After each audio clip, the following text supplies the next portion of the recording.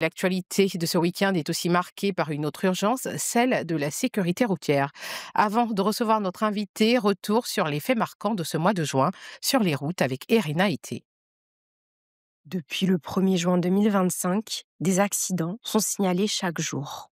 Et si toutes les journées ne comptent pas de décès, aucune n'échappe au choc, à la tôle froissée, au sang versé, sauf erreur ou omission, parmi les plus meurtriers à Gloville, avec 16 morts dans une collision entre un minicar et un camion. Korogo, dans le Nord, a connu 8 décès, dans un face-à-face entre un véhicule surchargé et un camion. Awele, Dabou, Bunjali, Man, Toumoudi, les bilans s'enchaînent. Un, 2, parfois 3 morts et souvent plus de 10 blessés. Sur l'autoroute du Nord, au PK 109, 3 morts dans une collision entre 2 voitures. Plus au nord encore, vers Ferkessé-Dougou, un tricycle et une moto entrent en collision. Un homme y perd la vie. Même les motards ne sont pas épargnés. À Bouna, à Fresco, à Issia, les chocs se multiplient, parfois suivis de délits de fuite. Et puis il y a des drames silencieux, comme à Agou dans la Mée, où un conducteur est mort, calciné, dans son véhicule après un incendie. Le mois de juin a été marqué par une série d'accidents de la circulation sur nos routes, provoquant émotion et indignation. Pour comprendre donc les causes de cette recrudescence d'accidents, les mesures prises, le fonctionnement de la commission de retrait de permis et les efforts de formation, nous recevons ce soir Monsieur Raphaël Iriebi, sous-directeur des opérations de l'Office de sécurité routière, donc l'OSER. Bonsoir Monsieur Iriebi. Bonsoir madame, Bienvenue sur ce plateau. merci pour votre invitation. Alors, on l'a dit, le mois de juin a été particulièrement meurtrier sur les routes ivoiriennes. Quelles sont les causes récurrentes que vous avez pu identifier de ces drames? Alors, en ce qui concerne les causes, malheureusement, ce sont les facteurs humains. Parce que en matière d'accident, il y a 3 facteurs principaux. Il y a le facteur humain, il y a l'état mécanique du véhicule et il y a l'état de la route et son environnement. Il s'avère, suite à des investigations menées par le BEA, le Bureau Enquête, Analyse, Accident, toutes les causes ont démontré que c'est le facteur humain, une fois de plus, et malheureusement, qui est prépondérant. Alors, est-ce que la saison des pluies est aussi un facteur aggravant? Oui, la saison des pluies est un facteur aggravant dans la mesure où il faut retenir que en temps de pluie, les risques d'accident sont multipliés par 2. Les risques sont multipliés par 2. Par conséquent, l'être humain, pour ne pas dire le conducteur et en général l'usager, doit prendre des dispositions particulières pour éviter tout naturellement les accidents. Alors, est-ce que l'OSER, face à cette situation, a pris des dispositions concrètes et quelles sont-elles? Oui, l'OSE a pris des dispositions concrètes, déjà même avant la saison des pluies, par rapport à la semaine de sécurité routière qui a été instituée par l'État ivoirien, qui se déroule tous les mois, du 3 au 10, donc de chaque mois. Les 2 derniers thèmes, déjà, nous étions par rapport aux préparatifs en ce qui concerne les dispositions à prendre par conduite en temps de pluie. Et donc, le thème, c'était la conduite par temps de pluie, précaution à prendre. Ça veut dire que ça fait déjà 2 mois que l'OSE est sur le terrain, bien évidemment avec la direction régionale des transports, donc le ministère des Transports, pour distiller des informations, des sensibilisations par rapport à ce temps, une fois de plus, comme je l'ai dit, qui multiplie les risques d'accident par 2. Alors, le gouvernement a annoncé des sanctions fermes suite à tout ça, notamment le retrait de permis et de points. L'auteur, par exemple, du grave accident de la route sur l'autoroute de Yopougon a écopé de 15 ans ferme par la commission de retrait du permis. Un artiste bien connu récemment a lui écopé pardon, d'un an, dont 3 mois ferme, suite à, on va dire, une attitude pas très responsable au volant. C'est ça. Et il y a aussi le ministre des Transports qui a pris un arrêté annulant 3 600 permis de conduire pour épuisement total du capital de points. Comment est-ce que, concrètement, tout cela s'applique?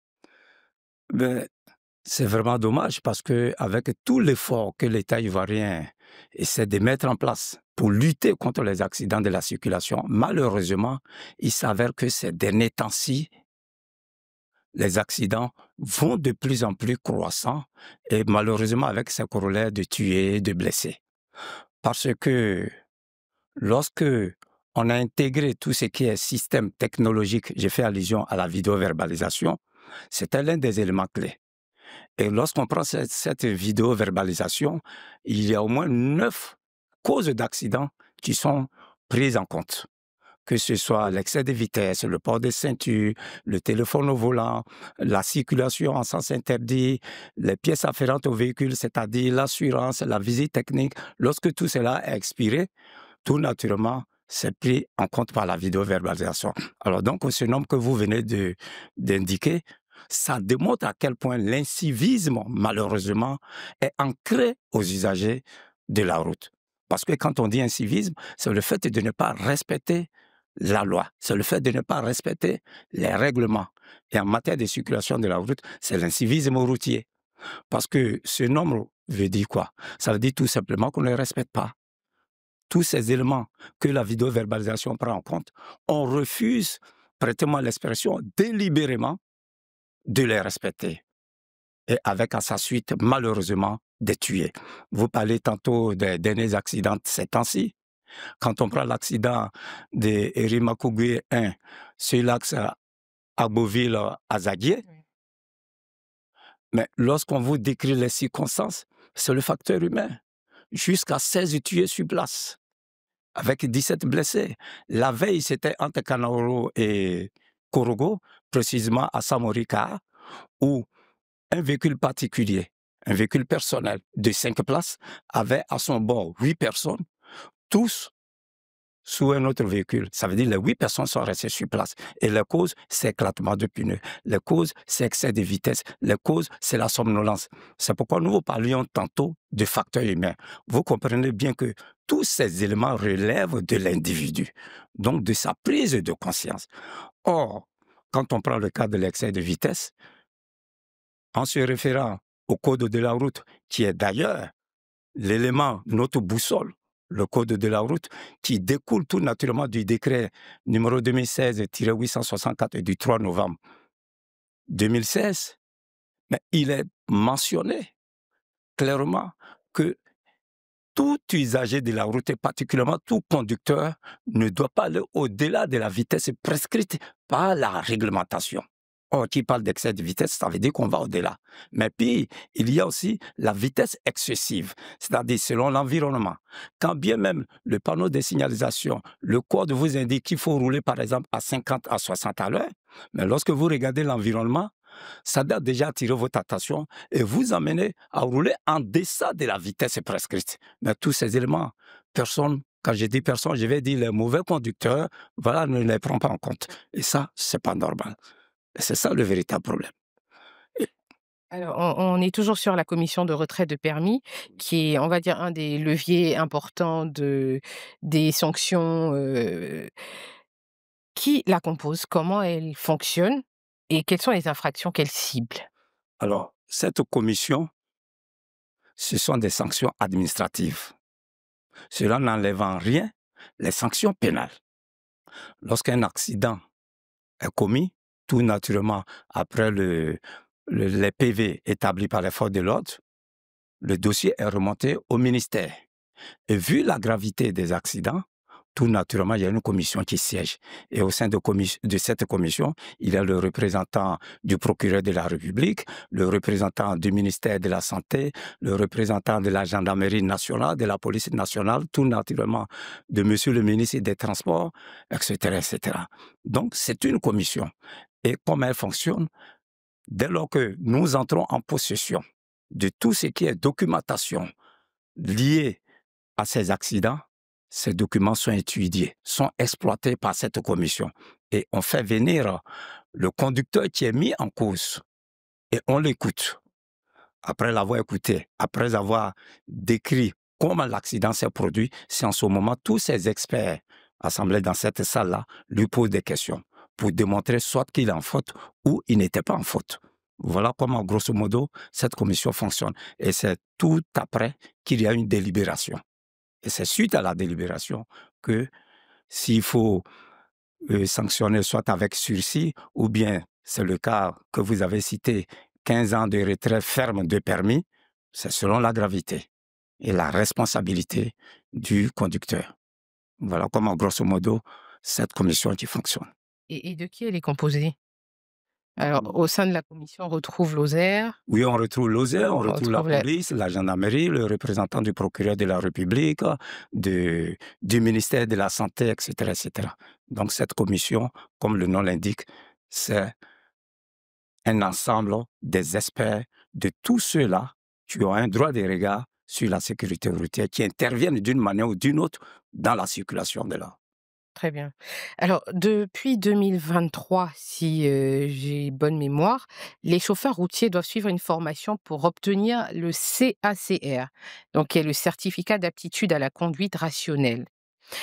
Quel est le rôle de ce certificat et où est-ce qu'on en est niveau mise en œuvre aujourd'hui? Ok, merci bien, madame.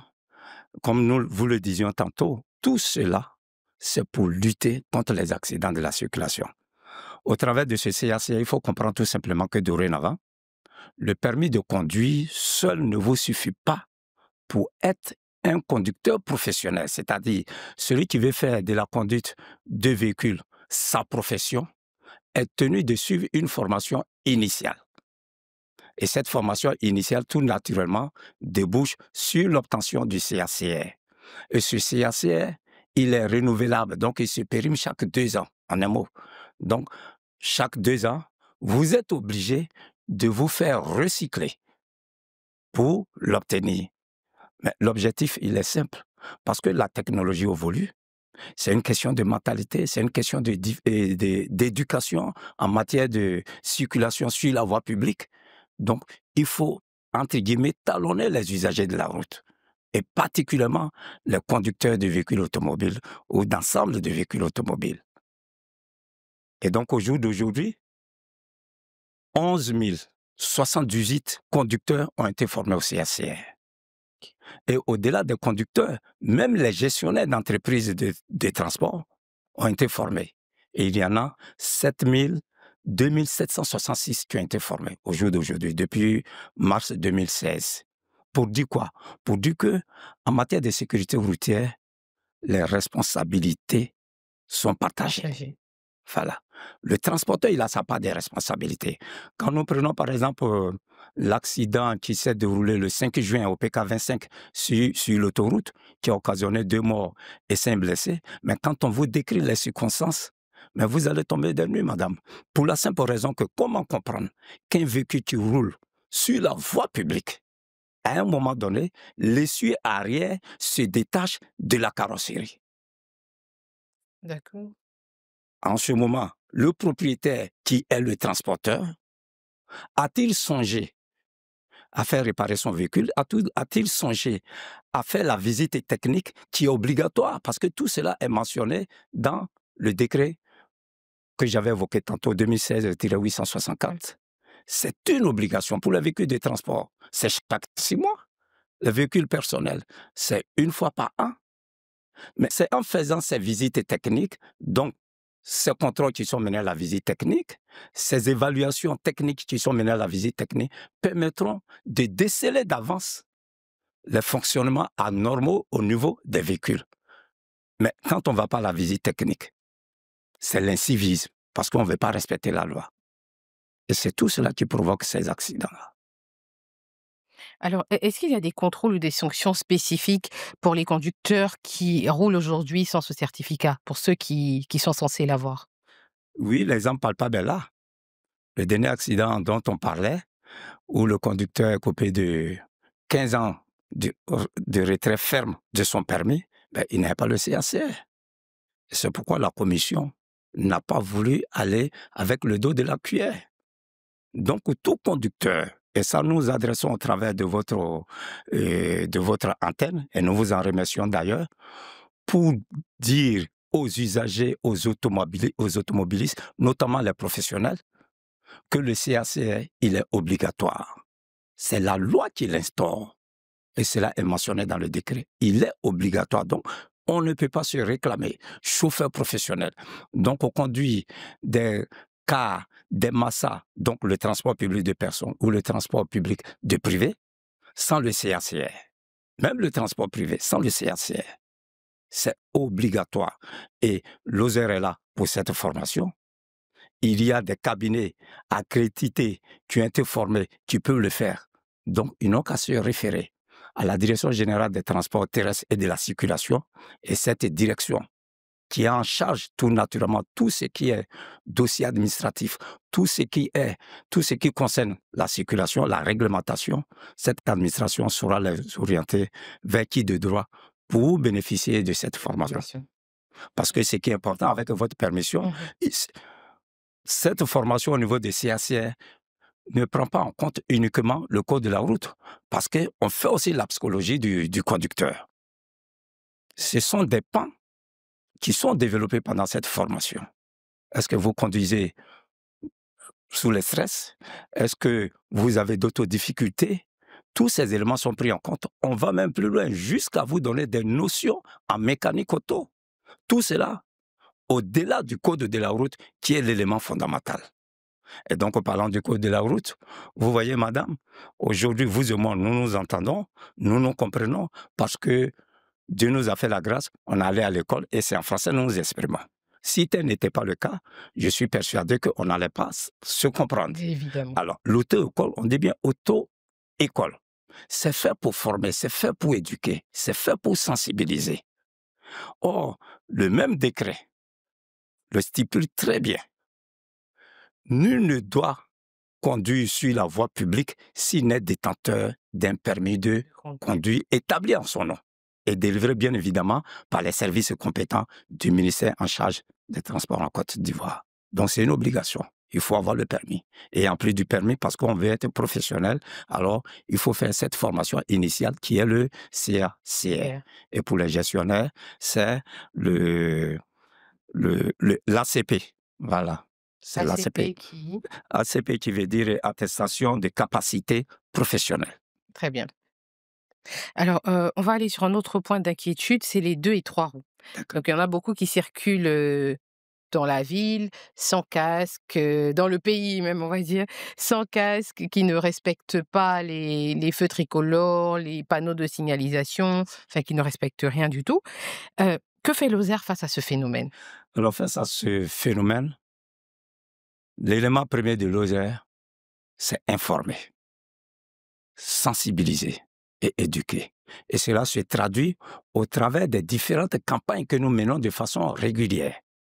Je dis bien de façon régulière, tant en période de la semaine de sécurité routière, que ce soit même au niveau des communautés, que ce soit au niveau des entreprises, qu'on soit sollicité ou pas, Lozère mène cette sensibilisation à l'endroit.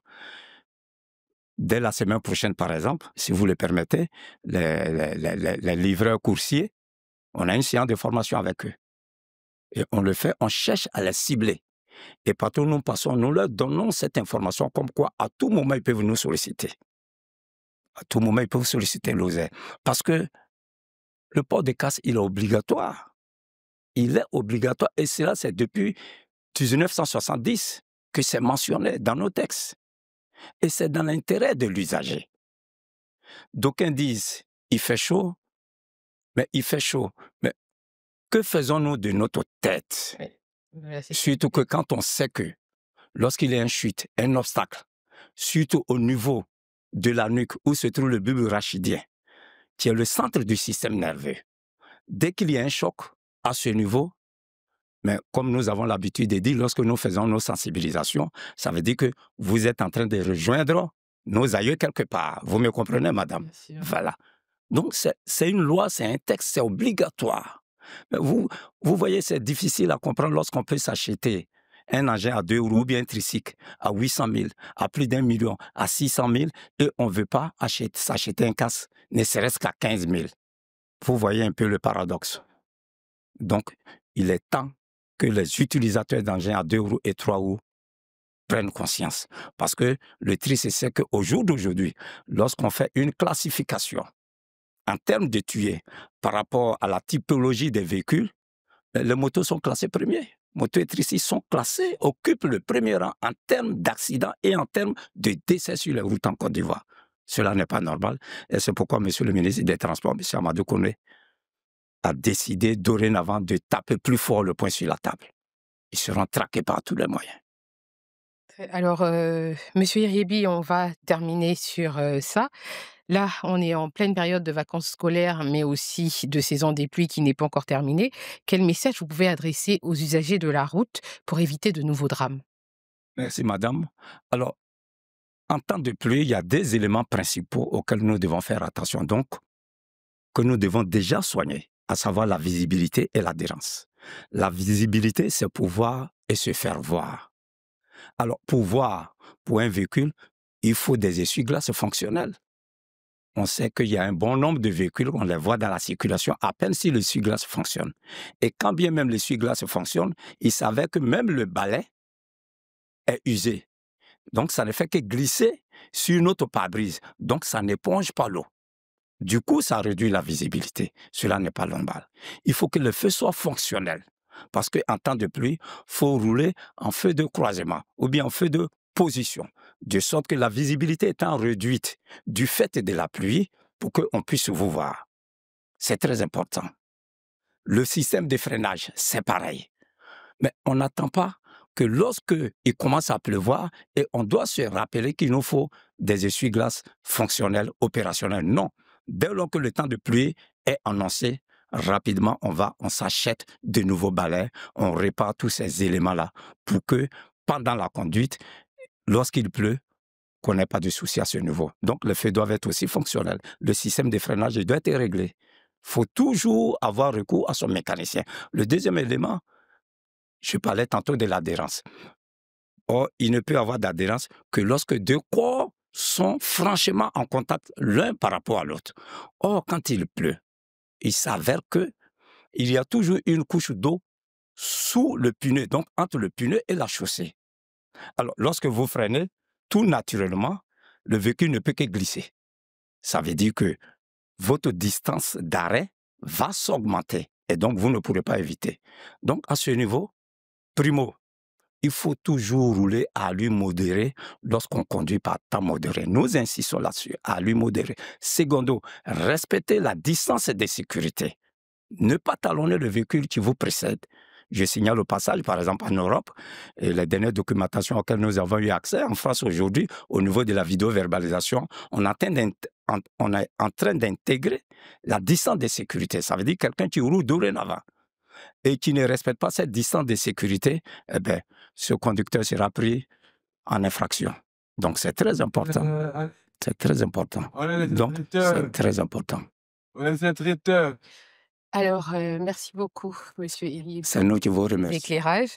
Nous allons demander donc à la population ivoirienne d'être prudent, de respecter le code de la route pour que la route reste un lieu de vie et non un lieu de deuil.